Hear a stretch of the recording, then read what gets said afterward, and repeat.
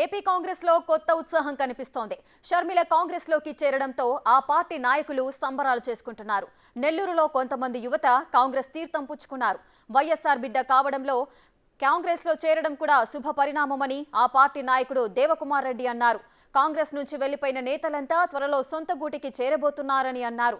ఇప్పటికే ద్వితీయ శ్రేణి నాయకత్వం అంతా పార్టీలోకి రావడానికి సిద్ధంగా ఉన్నారని స్పష్టం చేశారు. తెలంగాణలో మాదిరిగానే ఏపీలోనూ కాంగ్రెస్ అధికారంలోకి వస్తుందని అన్నారు.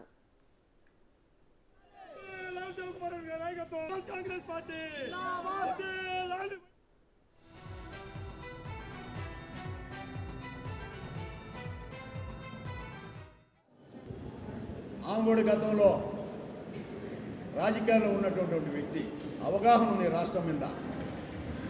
ఆ తర్వాత ఇక్కడి నుంచి సోనియా గాంధీ గారి ఆశీస్సులు కూడా ఏఐసిసి ఆఫీసులో ఆమె పార్టీ కండవ కప్పించుకున్న తర్వాత పార్టీలో చేరిన తర్వాత మర్యాదపూర్వకంగా సోనియా గాంధీని కూడా కలిసి ఆమె ఆశీస్సులు కూడా తీసుకున్న సందర్భాన్ని మనందరం కూడా మీడియాలో చూసాం. వీటిలన్నింటినీ మనం ఒక్కసారి